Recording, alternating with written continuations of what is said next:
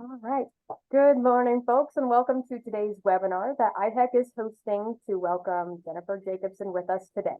So a bit of housekeeping notes.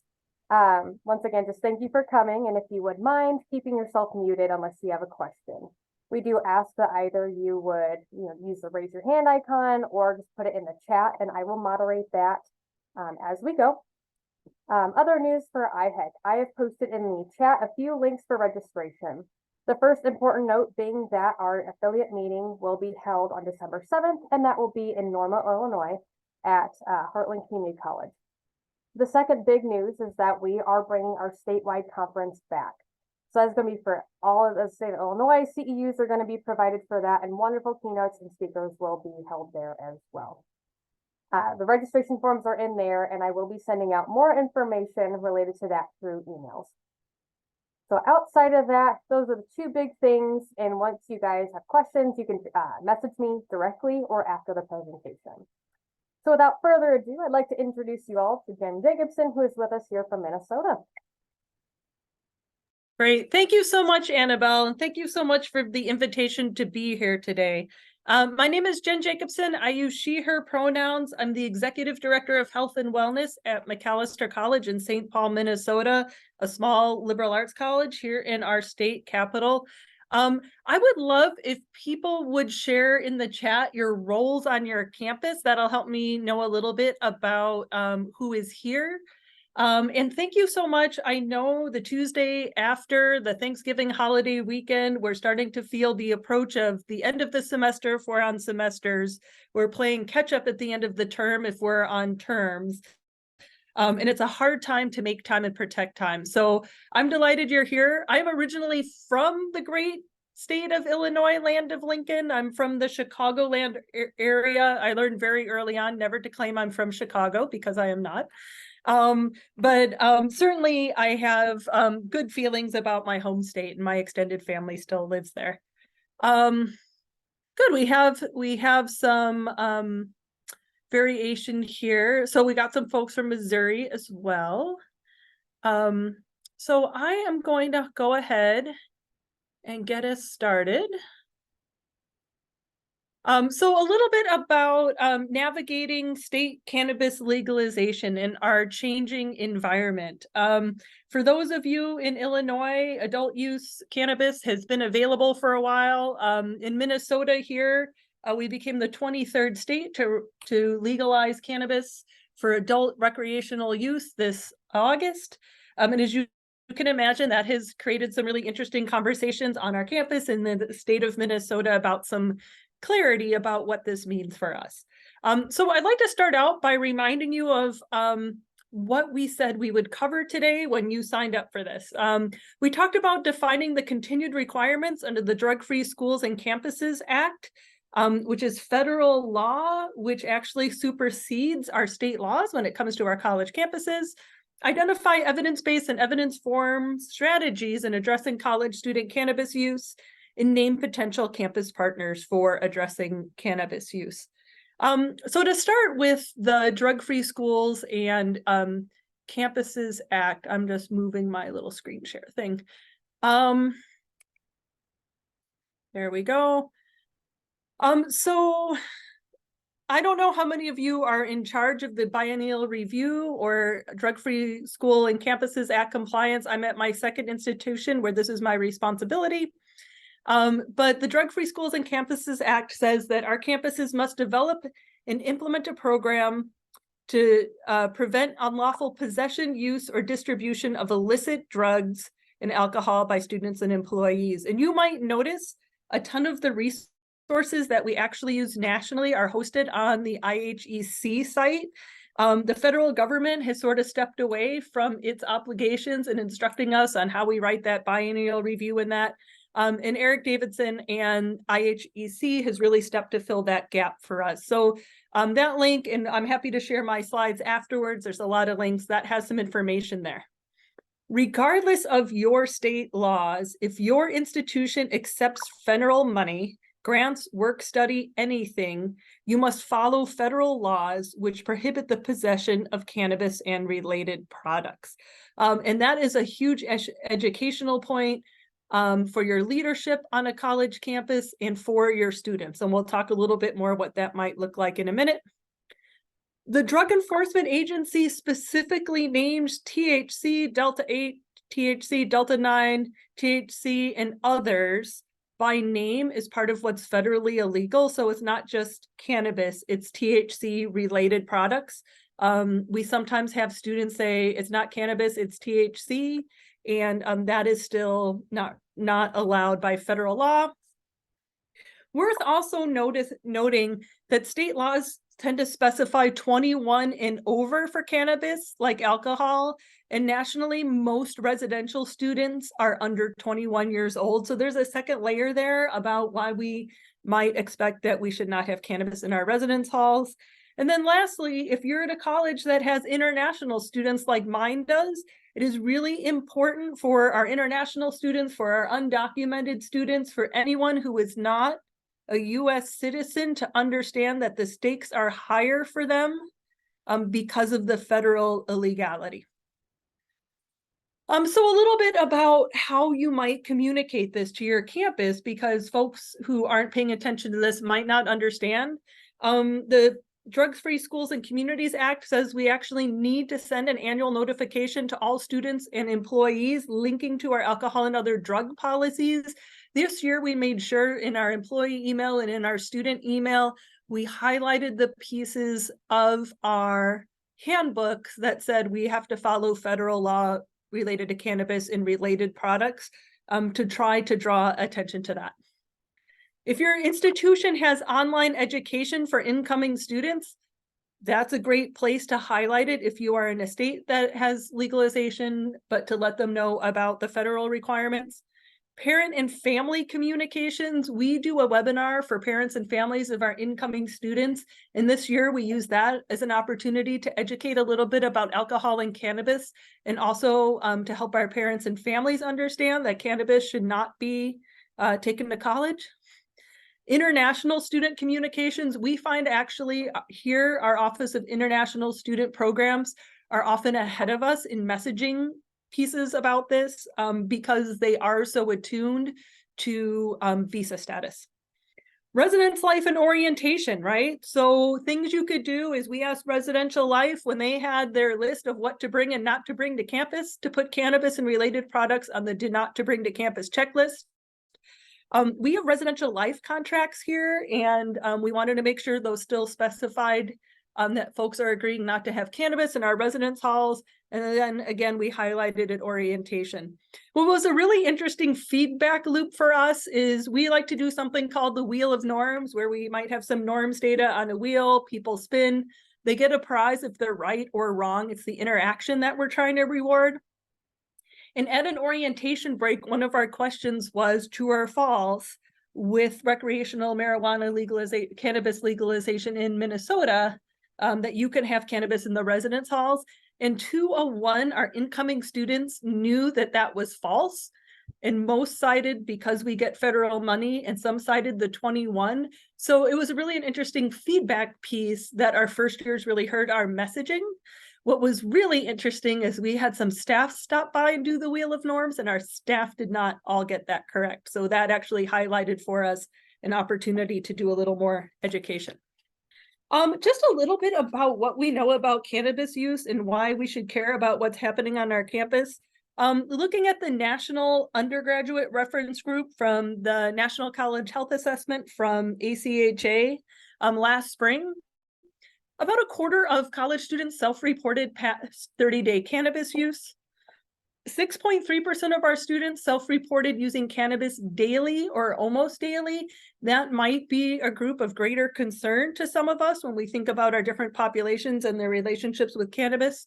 But worth noting, 56.2% of students, undergraduate college students nationally, self-report never having used cannabis in their lifetimes. So when we think about when we're messaging to our campus community, over half of our students self-report never having used cannabis. So we need to make sure our messaging reaches all of our students, regardless of their relationship with cannabis. For a little bit, like if you ask me for one one document, one meta-analysis, one piece that actually is a great clearinghouse for harm reductive approaches to cannabis use. And I would point you to Benedict Fisher et al.'s 2022. They really have a nice meta-analysis using a lot of the available research to make a list of recommendations. Right, their high-level piece says, effective audience tailoring and dissemination and regular updating as new evidence becomes available. I'm going to pull just a couple of things out of this that might be worth you knowing, or if you're someone who's pretty engaged and wanting to have these conversations on campus, it might increase the interest of the campus partners you want to work with. I think it's really, when we think about our population that we're working with, the first recommendation that comes out of this paper is the initiation of cannabis use should be delayed until after late adolescence to reduce development-related vulnerabilities for harm. In general, the later in young adult life cannabis use is initiated, the lower the risks of adverse effects on general health and well-being. If you've read The Teenage Brain, if you've done some work on developing brains, you might be aware that the effect of cannabis on a brain that's over 25 might look really different than the effects of cannabis on an 18 or 19-year-old. So this gives us some information about how we might message. We might not be saying never cannabis. We might be saying if you can delay until you're 21 when when it is legal for you. So thinking from that perspective. Also highlighting that higher risks for harm extend to individuals with the genetic predisposition, first-degree family member or personal history for, or an active psychosis or mood such as depressive disorder. So the idea that cannabis might not be the drug of choice for someone who has family history of schizophrenia. It might be an excellent catalyst for psychotic break in college if there's someone who's genetically predisposed. Or if you're navigating depressive disorder. So I think sharing some information for our students about maybe some of the risk reward pieces could be really valuable. This is 2018 NCHA data, and I will apologize that I haven't gone through and run the numbers with the most recent data, mostly because I really struggle with SPSS. But when we were looking at mental health, and we put in, and marijuana is the choice of term in the old NCHA, they have since updated it to cannabis. Marijuana has been historically weaponized as racial terminology, so we try to lean into the use of cannabis, but I wanted to be accurate to the survey. If we put students into two buckets, right? Students with any past 30-day cannabis use and students with none, we see a statistically significant difference in all of these variables. Too depressed to function, diagnosed with depression, suicide, considering suicide, students with any past 30-day cannabis use twice as likely as students without to consider suicide, last 30 days, last 12 months, overwhelming anxiety, and diagnosed with anxiety. Correlation is not causation. We cannot say that we know cannabis is causing this. We can't say that we know some of these mental health challenges are causing cannabis use, but it means it's really complicated. There's a complicated relationship here, often with a third or fourth variable going on. I hope what this does is motivate us on campuses to think about how we address mental health and cannabis use in complementary ways that are in alignment and not have those as two very separate buckets on campus. So thinking about how we have this conversation in a complex and nuanced way. When we think about academics, and if your higher ed climate is like our higher ed climate, we're thinking about, we have this demographic cliff coming. How are we retaining our students? How are we getting them to graduate in 4 years? And cannabis really has some interesting impacts on that. Amelia Arya out of University of Maryland School of Public Health does some really fantastic longitudinal studies. Again, right, with cannabis is a federal Schedule I substance, we can't do the kind of hands-on research in as many ways as we would like to, so we have to be creative. So her team has done some really good work looking longitudinally about students with relationships with different substances, alcohol, cannabis, other drugs. and the effect, right? And they have this nice graphic of drug use, mental health, and alcohol use kind of all being together. But the idea that some of the manifestations we see is some academic struggles. This is a live link where it's underscored here to get to this document. I've had it available for parents and families at new student orientation for them to be thinking about, in the tenets of motivational interviewing, goals and values. If a goal and value is graduating college on time because it's a very expensive proposition, what role does cannabis play in graduating on time? And again, if you've been familiar with the work out of Maryland School of Public Health, you might have seen this before. Students who self-report minimal cannabis use, about 25% stop out. That means taking a semester or more off of college. Students who self-report chronic or heavy cannabis use, about 15% more, about 41% stop out. You might be familiar, if you work on a college campus, what your graduation rate of folks is who stop out, who take a semester or more off of college. The campuses I've worked at, we've seen about a 60% graduation rate of those folks. So again, correlation, not causation, but certainly cannabis should be part of the conversation, the puzzle, when we have students who are struggling, who might need to take a semester or more away.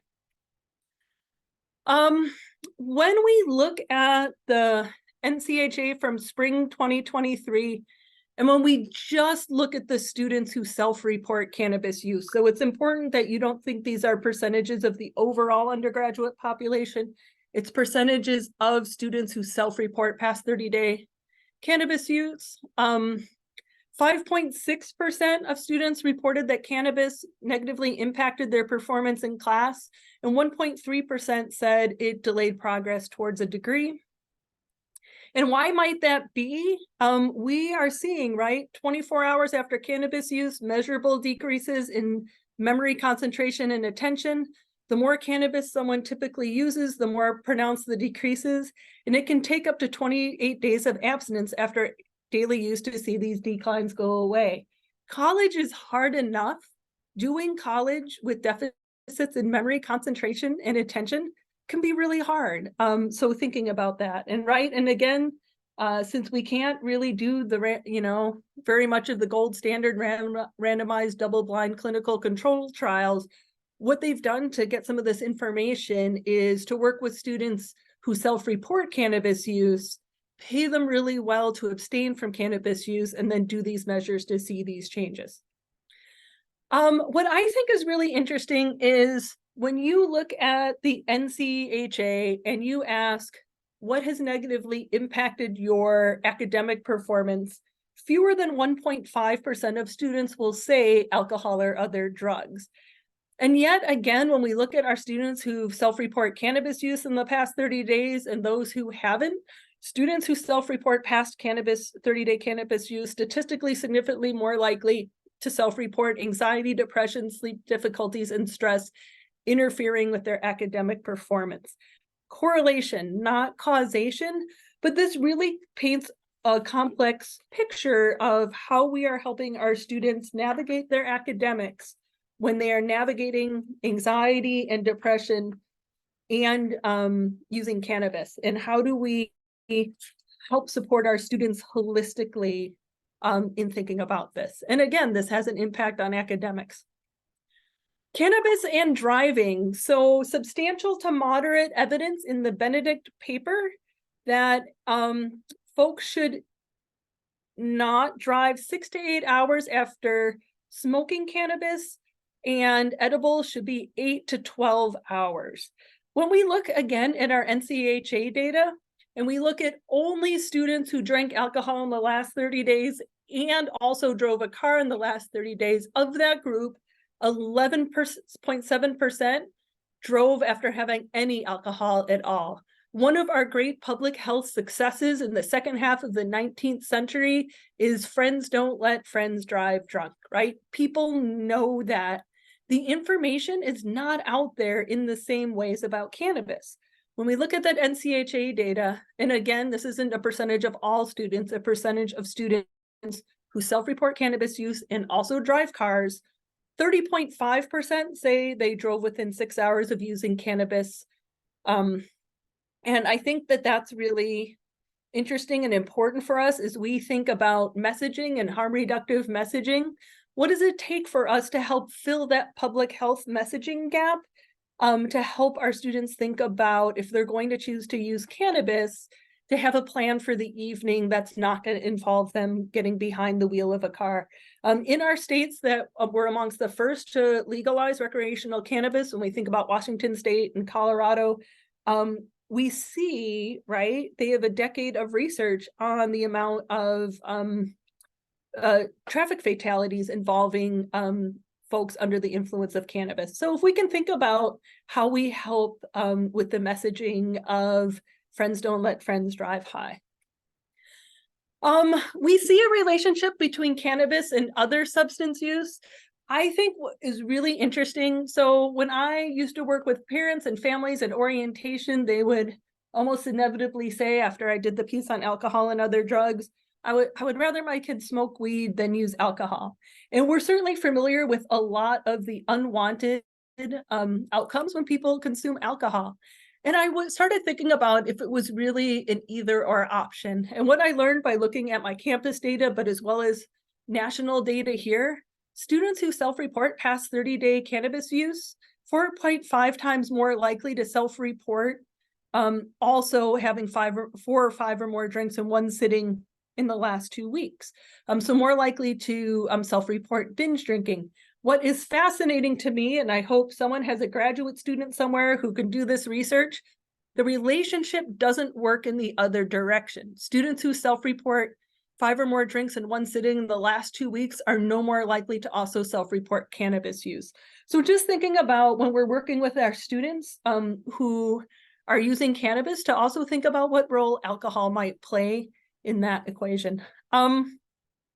Use prescription stimulants not prescribed to them in the past 12 months. The odds ratio is seven times more likely, right?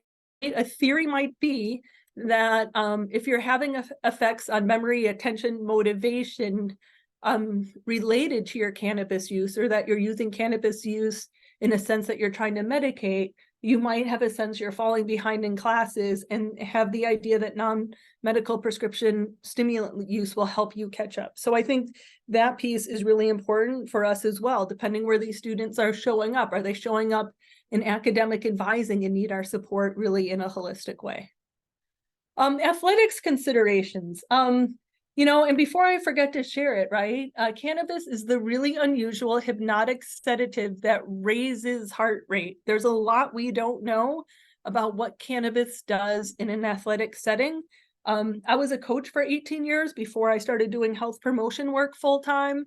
And so it's a population that I feel really close to and care about. What we do know is cannabis is a performance de-enhancing drug. It negatively impacts your cardiovascular system, anaerobic system, so that power piece, your ability to recover, and memory, attention, and sleep. And the evidence is really, a lot of the evidence comes out of Australia and New Zealand, where cannabis is federally legal, so that they can run a little more robust research on that.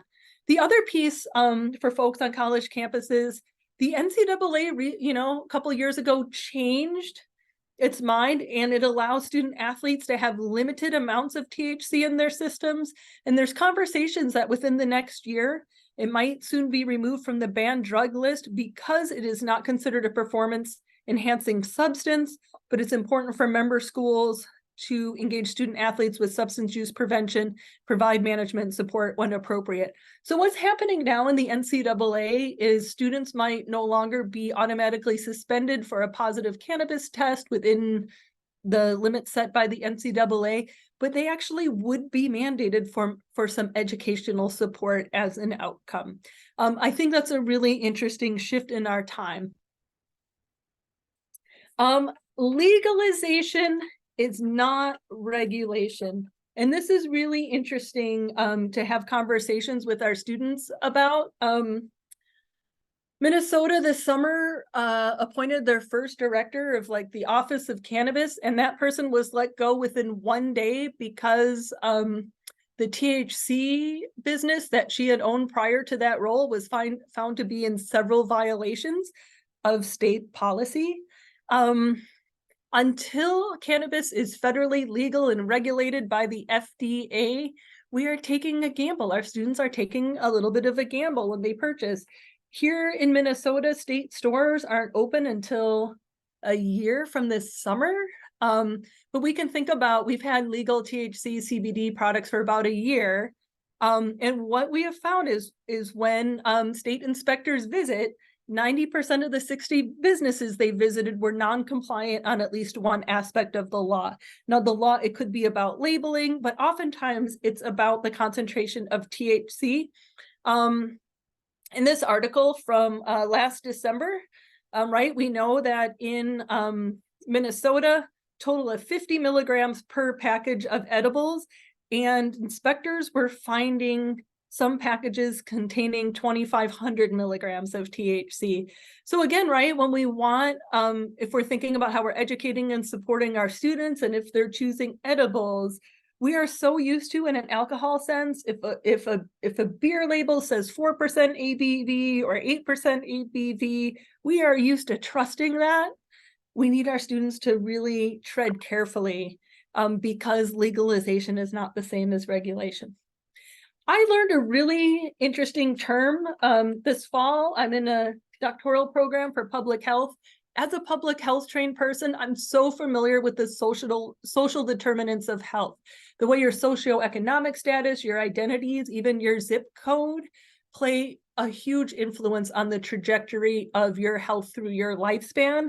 The new term to me was commercial determinants of health, and it really resonated with me highly in the idea in the context of cannabis, because commercial cannabis is so far ahead in public health with the amount of messaging they're doing. I think about, right, we're starting to see some signage in the state of Minnesota about driving high, which is great. For every billboard I see that says, consider this your sign not to drive high, I'm seeing 3 billboards related to cannabis. When I think about the messaging our students have, that this strain of cannabis does this strain of cannabis does that, we actually don't really have a way of knowing. We aren't doing randomized clinical control trials. We aren't controlling for knowing the amount of THC in products to know, or what the contraindications are. So right now, right, public health is getting beat out. Minnesota just started at the University of Minnesota a research arm to research cannabis, but think about how far behind we are in the messaging. So part of it is who on your campus is talking to your students about health literacy so that they are empowered to navigate some of this information. But boy, we are, as someone who identifies as part of public health, we are getting beat out.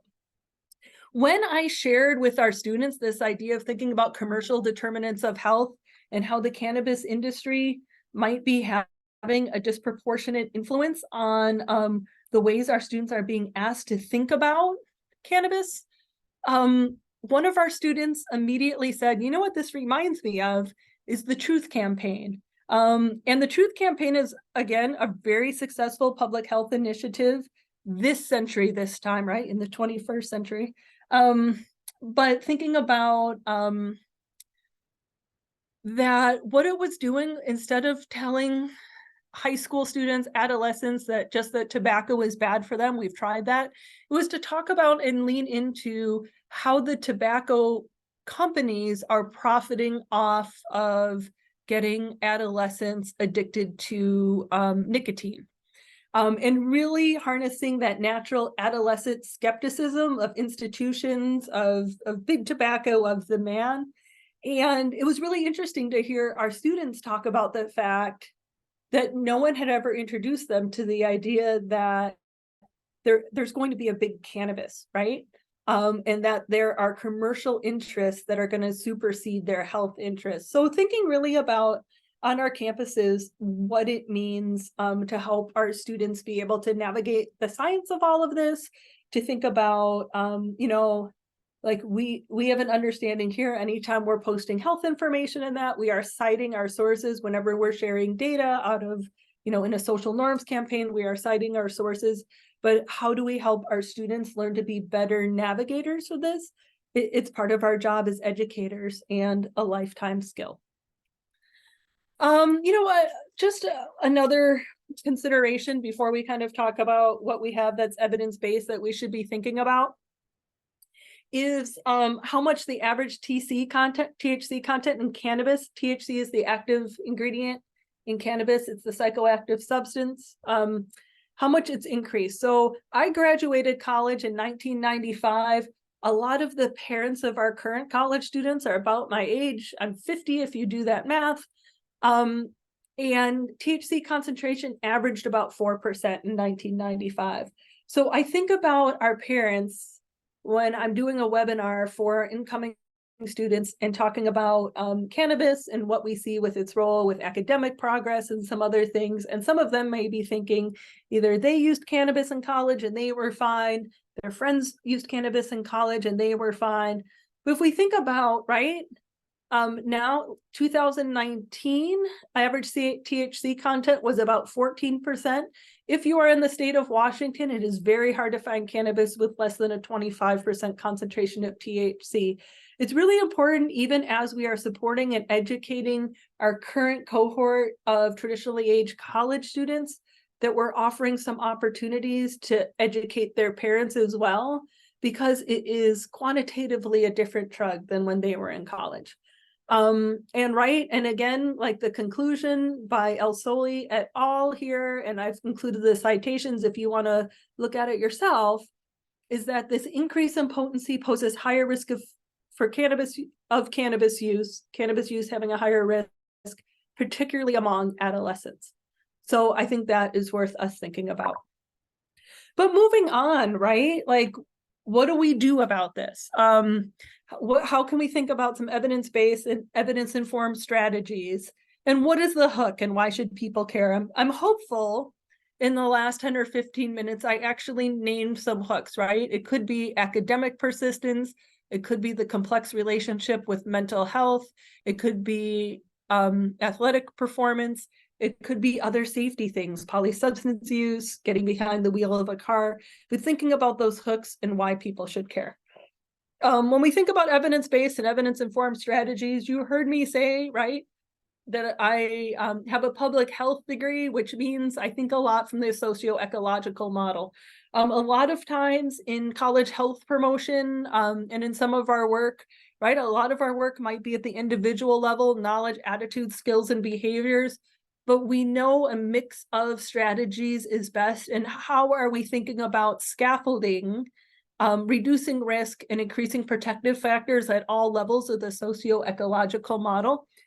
And part of that starts with policy, and policies being clear and consistent and well communicated. So again, thinking both the importance of that annual email highlighting alcohol and other drug policy, but how else does that get communicated consistently to all of our key stakeholders related to campus? Social norms, right? So social norms work has been big in health promotion for a very long time. And I just want to remind folks again, looking at that most recent NCHA data, we can say a majority of undergraduate college students have never used cannabis in their lifetimes, right? And when students might express skepticism on that, we can cite our sources. We have a health promotion specialist here who then uses that as a challenge to say, okay, if you think it's wrong, make sure you and your friends take our survey that's rolling out in 2 months and let us know. Think about using your campus data and potentially segmenting your audience. We know nationally, first-year students are the least likely of students in any class year to self-report cannabis use. So you could be doing some really great messaging to your first-year students. Here, it's over 75% of our first-year students self-report never having used cannabis, and helping correct some of those misperceived norms. Cannabis is a really interesting misperceived norm because it just takes one person smoking cannabis on a floor to make it feel like that whole floor is using cannabis. So thinking about those populations. At my last institution, we happen to have a lot of really good survey work with our student athlete population. And we started surveying them It was a comprehensive survey about a lot of social norms out of Hobart and William Smith, the survey of student athlete norms. We added some of our own questions. And one that I really wanted to know, and students can check off as many boxes as they wanted, is that if they haven't used cannabis in the last 30 days, why was that? So number one, you can see our big norm number, but we actually put some of the hooks here, some of the reasons, right? Impact on academics, number one, impact on athletic performance and recovery, their responsibility to their teammates, their team policy, their parents and family expectations, and their coaches' expectations. And you might say, wow, coaches' expectations look really low. This was, when I saw that, I was like, oh, it's because we haven't really educated our coaches, who all have alcohol policies, why they might think about including cannabis in that policy, in that conversation about student athlete well-being, student athlete performance, recovery. So I think that's really interesting. And then, right, we turned around and presented this back out to our population. I always had student athletes design the posters and not me, because we really wanted them to see it as part of what they owned. And as you can see, when I talk about citing data, our data is all where it came from is right at the bottom. I tell students, you know, just like you don't accept candy from strangers, don't accept data from people who don't cite their sources. Motivational interviewing, right? So we know, right, for close to 40 years now, Alan Marlatt out of University of Washington really started basics, brief alcohol screening intervention for college students coming out of that lab. And that is one of the gold star evidence-based approaches when it comes to alcohol use. We know the counseling field has used motivational interviewing for all kinds of substance use for a very long time. We just don't have as much systemic documentation within higher ed. But we know outside of higher ed that motivational interviewing can be a very effective approach, can be done by clinicians, can also be done by well-trained lay people. So thinking about motivational interviewing, if you're not familiar with it, I highly recommend the book by Miller and Rolnick. But that's a collaborative conversational style for strengthening a person's own motivation and commitment to change. It's a guiding conversation versus directing or following. It activates a student's own motivation and resources for change. And a central concept of motivational interviewing is identification, examination, and resolution of ambivalence about changing behavior. So here on our campus at Macalester, we have a fantastic relationship with residential life. When a student gets cited in our residence halls for cannabis use, they get assigned a motivational interviewing conversation about cannabis use, and really an opportunity for a facilitated conversation about in what ways might their cannabis use be in misalignment with some of their values and some of their goals in their time at Macalester, whether that be academic success, whether that be athletics, whether that be being a good community member on their floor. So we're still tracking about what that is going to look like for us, what we think the outcomes are going to be. It's really in alignment with our educational approach in our conduct system here. I don't know if folks are familiar with the tea break guide at University of Vermont. Again, and this is thinking about another harm reductive approach. What it's asking students is thinking about if they might consider taking a break from their cannabis use, what that could look like. And when they do it, like it has some check-ins about, you know, in what ways do they notice changes? And it's really interesting to see some of the work out of there about, and I'm blanking on Tom's last name, who does this work. He's very good, but thinking about Montana. well, yes, Tom Fantana, thank you so much. You're welcome.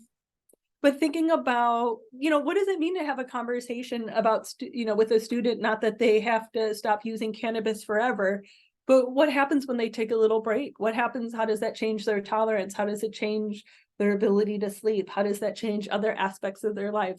So I really like this as a nuanced harm reductive approach that some students might consider in an exploration of their relationship with cannabis. Also, right, we know, again, the evidence, Rob Teresi out of Penn State, the evidence is so strong that parents and families have an impact on students' alcohol use in college. And so many times our parents think when their student goes off to college that parents no longer can really influence what's happening. And that turns out not to be true. Certainly peers have a strong influence, but parents and families do as well. But we need to make sure that we are empowering and motivating parents and families to have those conversations. We cite on our website the resources that College Parents Matter. It has resources for lots of conversations. I just want to draw attention to the one they have about cannabis. And what it has under each topic is ways you might, like, it's prompting parents of how they might approach this conversation, right? So I really like the starting from a place of care and concern, asking permission to talk about it, asking about possible opportunities where their student is experiencing the opportunities to use cannabis, and then setting those clear expectations around cannabis use and tell your student your expectations and disapproval are the same for cannabis as they are for other drugs, right? And it gives some sample scripts. And I just like it gives parents tools for a place where they might choose to start in some conversations with their students. My brothers recently have sent young people off to college, and actually I sent them a number of resources to say, hey, here's some resources for maybe having that conversation in that summer before college. I think a lot of this also works for high school students. I send this to my friends who say, hey, my student in high school has been at a party where they've been exposed to this, and I feel like I'm overdue for this conversation. Right? Gone are the days when a parent can drop off a student in college and say, don't do anything I wouldn't do, and leave the conversation there. We really want to empower our parents and families to be good partners with us. So thinking about identifying potential campus partners, who could be a resource for you in your work? And you all are situated in different places, both in state and community work and in college work. But who are your potential campus partners? Because none of us can do this work alone, and it's not effective to do this work alone. So I already mentioned, like, in the ways we partner with residential life, both expectations on the front end before our students even come to our campus, but how we work together in the conduct process in a really educational and supportive way to help our students make choices that are in line with some of our community values.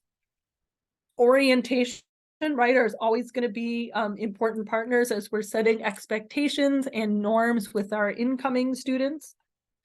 Student events, right? So we have a big Spring Fest event here on campus.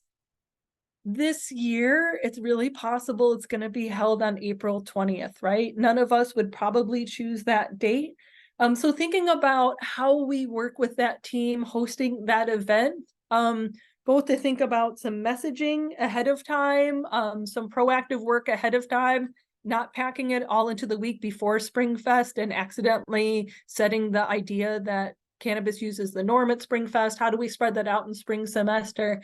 And how do we empower people who are working at Spring Fest and interacting students who might have cannabis on board? So thinking about how we work with student events, and some of that, right, when we think back to that socio-ecological model, that's working at an environmental level. What about Spring Fest traditionally has cued people that cannabis use feels like a norm, even though it's not? And how can we create an environment where maybe it is cueing some different behaviors? Athletics, I already mentioned briefly, and there is a wealth of evidence, including on the NCAA site, about cannabis use and its effects on athletic performance. And so, your student athletes, they pay attention to their teammates, they pay attention to their leadership, they pay attention to their coaches. And if student athlete leaders and coaches aren't part of the conversation, that's really an opportunity to engage some really powerful stakeholders. Dean of Students and Conduct, again, how do we situate cannabis in our conduct system? I think about, right, with what I showed you about correlations with mental health and cannabis, The last thing someone who is struggling with depression and anxiety and suicide ideation and cannabis use needs is a really judgmental or punitive approach. So how are we working hand in hand with folks in our Dean of Students and Conduct Office to think about what is evidence-based supportive educational approaches for our students? International student programs, again, they might be ahead of your work because they think so much about what it means to protect visa status, but thinking about how are we helping their messaging be evidence-based and supportive. Parents and families, I talked about at length. Your health promotion office on campus, counseling services, a lot of, right? We have an integrated center here, medical and counseling, but a lot of counseling or medical services might be using a version of the CUTIS, the cannabis use questionnaire that actually will help give our providers some information when it's relevant about the role of cannabis in their clients' lives. Your medical staff, right? So sometimes cannabis use shows up on our medical side of the house. Disability services resources. So when we look at national data, we can see a relationship between cannabis use, ADD, ADHD, anxiety, depression, correlations, not causation, but it's really possible that a lot of our students who are engaging with disability services or resources office, cannabis might be exacerbating some of the things they're trying to navigate. So how are we good partners with disability services? Academic support, some of the time when someone is struggling with memory, attention, concentration with cannabis use, and they're falling behind academically, academic support might be the first place they show up. What does it look like to partner with your academic support folks with some motivational interviewing skills about how they might have conversations around it, how they might be able to refer students who are interested in being referred? Faculty, especially your psychology faculty, whoever on your campus might teach psychopharmacology, your public health faculty. They've been great champions for us on having an alcohol and other drug committee, for finding students who can do some of the research. When I showed you a little bit of that social norm survey, that wasn't me working with all that data. It was psychology students who are also student athletes. So part of the population, right? Community-based participatory research, part of the population we were working with and with people who had the academic skills. But thinking about how we partner with the academic parts of our campus. Jason Kilmer is one of the best known speakers in the nation around cannabis and kind of bridging research and practice. Certainly when I've brought him to campus, he's also gone and met with some of the psychology classes, shared cost, shared interest, and that was a really positive relationship. And I'll be curious too, as we open this up to conversation, for folks to share out who else you've partnered well with on your campuses or in your communities. So with that, I would love to open it up with questions.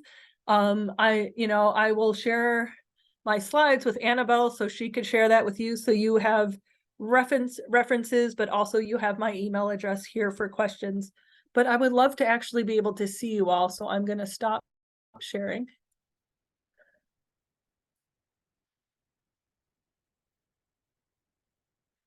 What questions do you have? Oh, and Susie, I was going to say, not Susie, sorry, Jen, I was mentioning that Susie did that webinar that the individuals can watch as well, because it talks more about that hook that you were referencing from yes, the training. I love that. And Susie Bruce at University of Virginia, amazing, and part of the NCAA Apple conferences, if folks are familiar with that. Yeah, any one of those hooks, right, that I talked about today, we could easily spend an hour on. So I love that you already have that as a resource. Susie's great. And yes, Hope, I also love Jason Kilmer. Yeah, Hope has her hand up. Yeah, I was just so I'm a graduate student on top of being an employee as well. And one of my graduate research projects I did was on cannabis use and its relations to suicidality, especially those who are in the LGBTQAP population. Yes. And so I think that's an important note to talk about having that connection with counselors who might be like, if you're going in for suicidality, ask about cannabis. And if you're going in about cannabis, ask about suicidality. And so like, because there is such a large intersection, you're not just going to have substance use in one hand and then mental health disparities in another. And so I think that's like a really big connection as well. I love that you pointed that out, Hope, and I love that you talked about the bi-directionality, about talking about both. Pope and Degenhardt did some research about cannabis and suicidality, and the way that actually when someone who has suicide ideation, and suicide ideation is very common and natural in small amounts in our college population, but folks who have suicide ideation and have cannabis on board are more likely to translate that into an attempt. And that's really important to know. And you highlighted a really important demographic. We see in the data that both our trans and non-binary students have some of the highest levels of suicidality on our campuses. LGBTIA plus folks, the second highest, like, of those populations. And we also see higher cannabis use in those groups. So really what I missed as a campus partner is whoever is doing work supporting our LGBTQIA plus students on your campus, that could be a really important partnership. So thank you, Hope. And wow, doing graduate work and working at the same time, really tough. I hope to see where your work gets shared. That sounds really interesting. Thank you.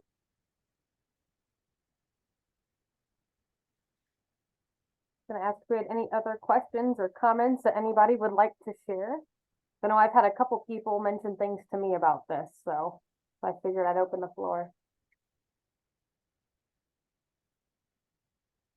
I'm just paging through a couple of the folks that I missed, but right, we have Dean of Academic Affairs and a faculty member and academic advisor, right? So some of those academic pieces I hope really might resonate. How about Kayla and then Brock? Hey, yeah, I'm wondering if you could speak at all to, I know that you mentioned that we just have like a lack of research, which I find is kind of the crux of my problem sometimes when I want to educate students, because I don't have that research to sit back on, right? Because we have so much about alcohol and its impacts on our body and what that looks like and what that means. And because it's not there for, you know, for cannabis, it's sometimes harder to get that risk across because it is such a vague risk sometimes of saying, well, we're not 100% sure, you know, which strains are what type, but these are some of the things that we do know so far. And it's almost like because we don't have that specific data, it seems like more of a vague risk to them. So I don't know if you have any like suggestions or ideas about how you make that more applicable and not in a fear-mongering way, right? But in the same way that we do alcohol education of just like wanting them to be informed. Right. Because I find it's hard to balance those two. Yeah, I love that. I love that question. Again, if I were to start with one article, it would be that meta-analysis that I included here by Benedict Fisher that actually breaks down and talks about the level of evidence for each of their, I think there's like 19 recommendations. And that could be an interesting piece because then also, right, it references the original studies. And again, it's talking about a harm reduction approach. And like with any harm reduction approach, it says, you know, the only way to make sure that you will have no risk from using cannabis is not using cannabis, but it really has some nice language about, right, delaying use or some contraindications or thinking about the driving piece. So like sometimes when I've had a motivational interviewing conversation with a student about cannabis, and maybe they're a biochem major and are expressing some interest or some skepticism, I ask permission if I can send them that article. I said, hey, there might be some follow-up reading. I would love to discuss it with you if you have more questions. I've never had a student turn down receiving the article. I don't know how often they read it. I think it's right, finding opportunities to be engaged. Like there is research happening. There is really good information out there.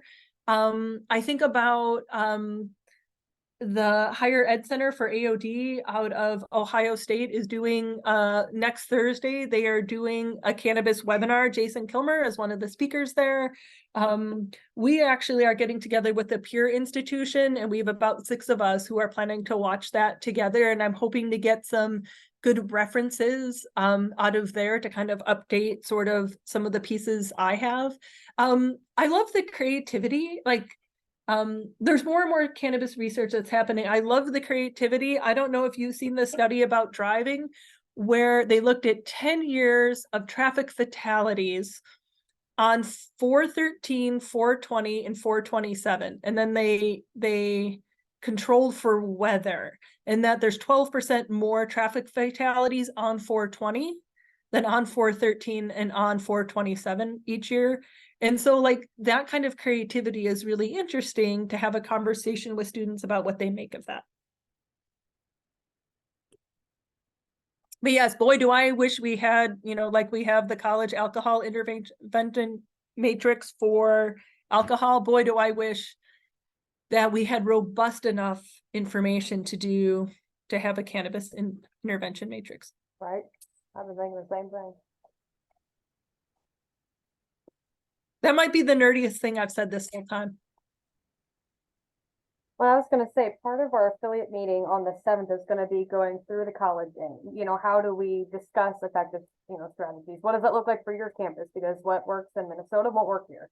What works at a 2-year might not work, and there's so many of those, variables that go into it. But having that discussion of how do we really develop a sustainable coalition on the campus, but also select the strategies that can support that as well.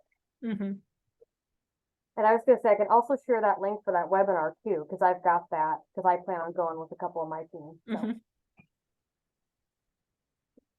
Yeah, we actually invited a couple of students to come, and they can't do the whole time, but some of them, especially our student who was like, oh, this is like the truth campaign, like we need to unpack what the cannabis industry is doing, have expressed some interest. But even if we get them in with us for an hour, then we can actually talk about what we viewed together in the webinar. Because it's really interesting hearing students' perspectives on what resonates.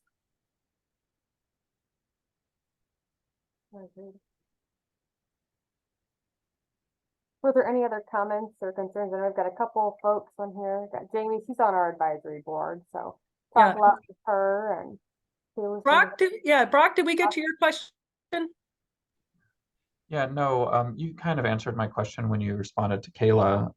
But I also work in a university, as I said, and I'm with I have a collaborative role as a mental health coordinator between counseling and psychological services and the Multicultural Resource Center. And so I absolutely resonate with the student population. When we think of our marginalized student population, I also think about the intersectionality that comes along with culture, right? Because we work closely with our ADEI as well. And so I was just thinking about, because we too are an integrated healthcare system over here. I'm very thankful for that, by the way, but just kind of figuring out ways to not only because with our university, that was kind of my question. I'm sorry, it took me a long way to get there, but my question is because our university is embedded in the heart of our town, so we do resource out, so ways to kind of bridge those gaps within the community as well. Kind of like ideas that I was pondering, if you will. Yeah, those community resources can be really important. In thinking about your work with the Student Multicultural Resource Center, I would be remiss if I didn't point out, oftentimes when we talk to students about thinking about changing their relationship with alcohol, reducing their alcohol use, that can feel like a really individual piece. Cannabis use sometimes is so community-based that sometimes when we're asking a student to reconsider their cannabis use, we might also inadvertently be asking them to reconsider who they spend their time with socially. And when we think about those marginalized populations on our campus, that could be a really big ask. So I really love that you highlighted that. Thank you. And I just want to say, I do have to jump off of here. Yes. I really appreciated this. Thank you so much. Thank you all. All right. Yeah, well, thank you once again, Jen, for your time today, and we'll have to keep some follow-up conversations going for continued work together. But thank you, everybody, for getting on today. I don't want to hold you any longer in case you got to go back. But once again, just thank you, and we'll stay in touch. Thank you, Annabelle. You're welcome. I will send you a PDF of the slides so you can share those out. Okay. But let me know if I could be of any assistance or if you're looking for speakers for April. You all do such good work. Well, thank you. Yeah, I'll reach out to you.